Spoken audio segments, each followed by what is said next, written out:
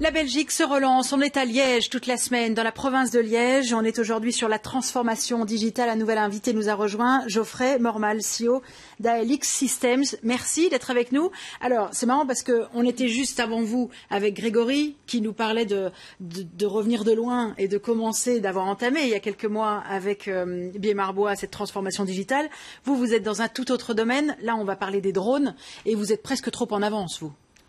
Au niveau technologique produit, oui. C'est pas pour ça que les processus, eux, ont été adaptés spécifiquement au niveau technologique.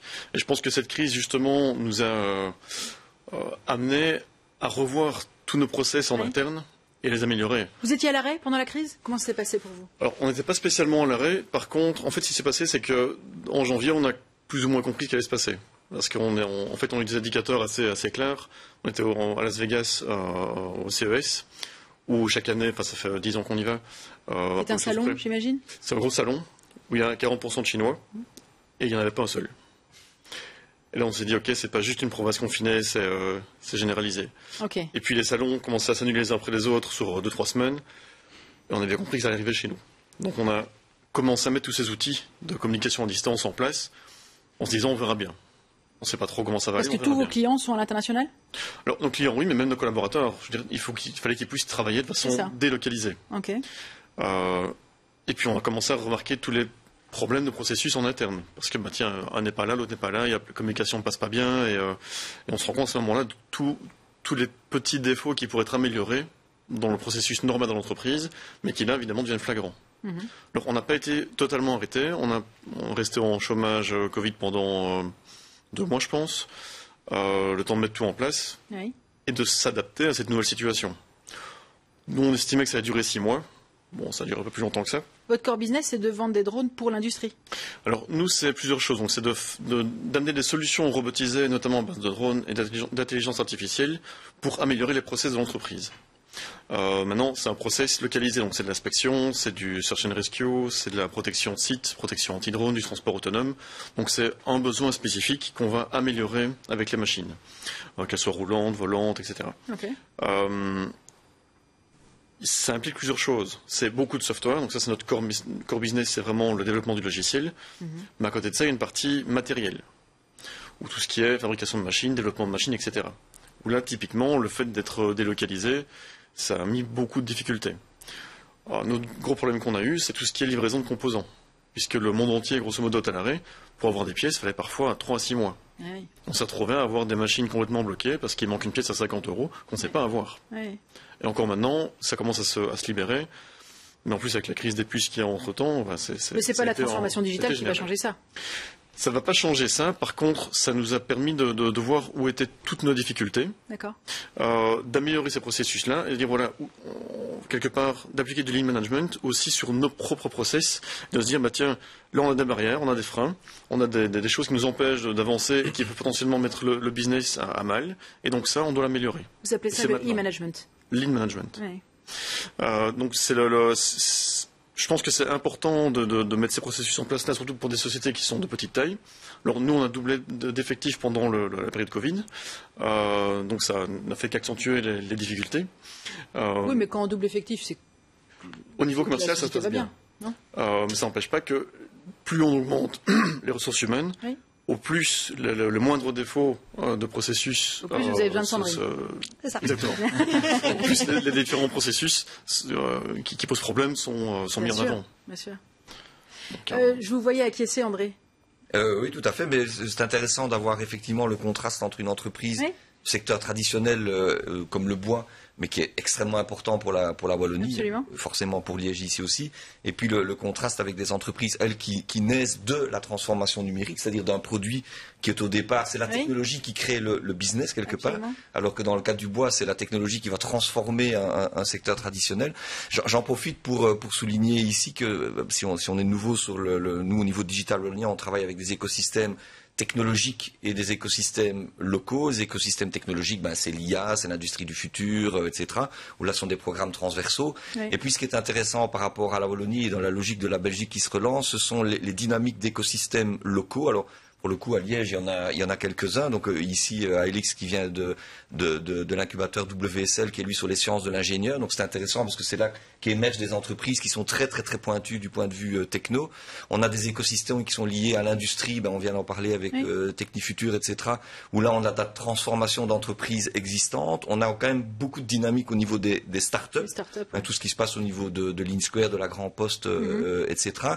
Il y a des dynamiques au niveau, je vais dire, des compétences. On en parlait tout à l'heure, par exemple, avec ce que fait HEC au niveau du HEC Digital Lab et l'université derrière.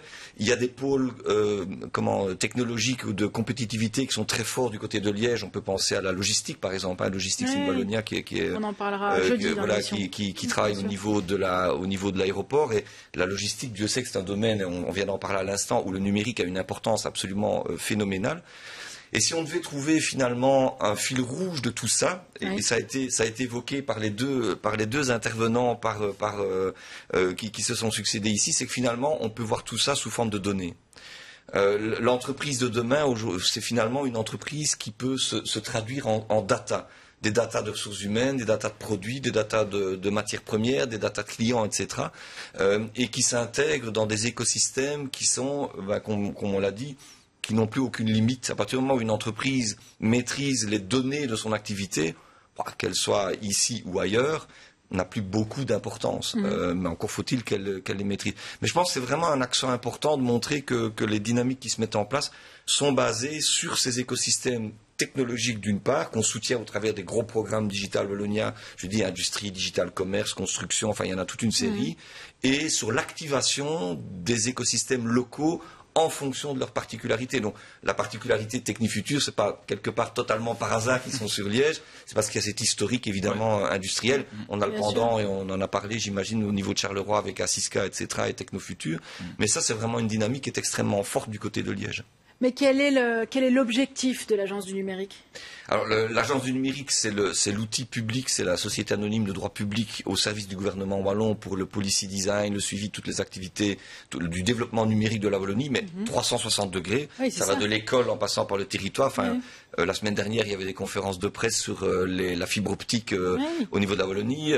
Jeudi dernier, on avait un event sur l'intelligence artificielle. Hier, sur le digital commerce. La semaine prochaine, il y a Ludovia qui se déroule d'ailleurs à Liège, qui est un événement français, mais qu'on a amené en Belgique sur la communauté éducative par le numérique, qui se déroule à Spa. Donc on est bien à Liège et voilà, on va parler très positivement de Spa après tout ce qui s'est passé au mois de juillet. Maintenant, tout ce qu'on se fait dans le cadre de la stratégie Digital Wallonia, qui, comme son nom l'indique, s'occupe de digital et de Wallonie. Et comme je le disais, ce qui est fondamental pour nous, c'est d'activer les acteurs qui sont positionnés de manière forte sur leur domaine d'activité, qui ont une expertise. L'objectif de la puissance publique aujourd'hui du gouvernement wallon n'est pas d'arriver par au-dessus en disant on a tout compris, on va tout faire. Non, il est d'amener les moyens, ce qu'on va faire dans le cadre du plan de relance. En choisissant des domaines, on essaie de travailler de plus en plus en ayant des focus particuliers, de nouveau des focus technologiques, l'IA, ou des focus sectoriels, l'industrie, en tenant compte des forces et des capacités de la Wallonie. Parce que la Wallonie, ça veut dire que votre rôle, le rôle de l'Agence du numérique, c'est pas d'aller chercher ceux qui sont à la traîne et qui sont pas prêts. Ça se fait aussi, je parlais de 360 degrés, ça va se faire dans le cadre des plans d'inclusion, mais là c'est plutôt situé pour les citoyens. Mais là, n'importe quelle école de Wallonie peut participer au plan école numérique, on a des EPN, etc. Donc, effectivement, ici on parle beaucoup entreprises, mais oui, il y a aussi une mission par rapport à ces personnes-là. On vient de sortir un baromètre de maturité numérique des citoyens, donc toujours dans le cadre de Digital Wallonia, savoir qu'aujourd'hui, si vous posez la question aux citoyens, 30% d'entre eux vont dire d'une manière ou d'une autre, j'ai une inquiétude par rapport à ma capacité à fonctionner normalement, si j'ose dire, en tant que citoyen, maîtrisant complètement les différents points de vue de sa vie, quelque part professionnelle, culturelle, privée, par rapport au numérique. C'est quand même un chiffre interpellant. C'est bien. Geoffrey, quand on parle avec Quentin de Technifutur, des formations qu'il propose, etc., est-ce que c'est un centre qui vous parle? Est-ce que c'est un monde qui vous parle? Ou vous n'avez pas besoin de ce genre de service, vous, à votre niveau? Ça veut dire comment vous évoluez aujourd'hui, comment vous continuez à vous transformer à tous les niveaux pour être compétitif demain? Alors, il y a plusieurs choses. Donc, nous, on n'a pas de manufacture de drones. Donc, on est difficile d'utiliser vraiment tout ce que Technifutur peut proposer comme possibilité. Pardon. Par contre, nous, on a dû s'adapter plutôt au niveau commercial aussi. Okay. Parce que la grosse différence, c'est qu'avant, on vendait devant le client, on doit montrer ce qu'on fait. Oui. Pendant 1 an et demi, c'était impossible. Et donc, on a dû faire en sorte de pouvoir transformer notre approche métier. Technique de vente, business. alors. Vraiment. Tout à fait. Oui, c'est ça. Et même le business model, pour pouvoir s'adapter en fait à ce nouveau monde différent. Parce qu'on ne peut pas rester 1 an et demi en se disant on verra bien quand ça va recommencer et puis ça va aller. Oui. Non, ça va pas aller. Il faut réagir vite et rapidement qu'on a vendu à distance, par téléphone et en faisant des conf calls vidéo, chose qu'on n'aurait jamais imaginé avant comme étant envisageable, parce que psychologiquement c'était pas accepté.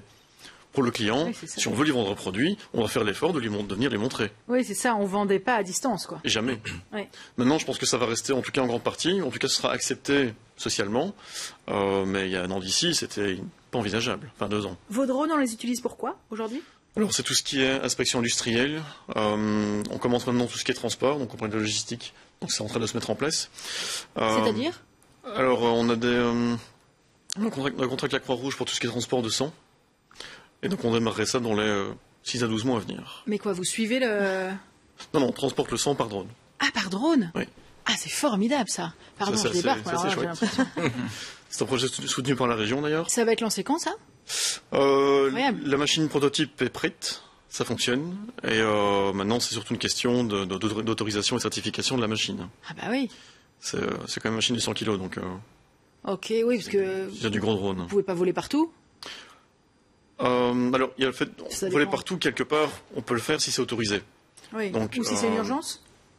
Non, urgent ou pas, on vole pas sur un aéroport si un avion arrive. Oui. Donc c'est surtout une question d'autorisation et de législation. Et de certification de la machine, s'assurer que dans tous les cas, elle est au maximum de la sécurité possible. Oui. Là, c'est une machine qui est lourde dans ce cas-ci, parce qu'on transporte 15 kilos. Donc c'est d'office la machine... est relativement lourd puisqu'on transporte ça sur près de 100 km. Donc voilà, c'est pas des jouets pour faire des selfies ou des photos de maison, c'est vraiment des grosses machines. Tout ce qui est aussi protection de site, donc protection anti-drone. On a reçu un prix de l'OTAN pour notre solution d'attaque de drone. Donc ça fait un peu Star Wars comme ça, mais je vous écoute attentivement, vous voyez bien.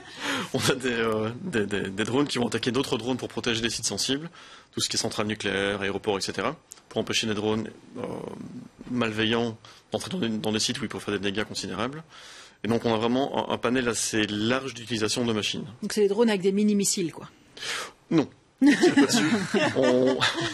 Ça, on ne fait pas de système actif ou mortel. Ce qu'on fait, c'est un drone qui a une capacité de brouillage du drone distant, on s'approche de lui, et via l'IA, on va le détecter et se rapprocher vraiment très, très, très proche.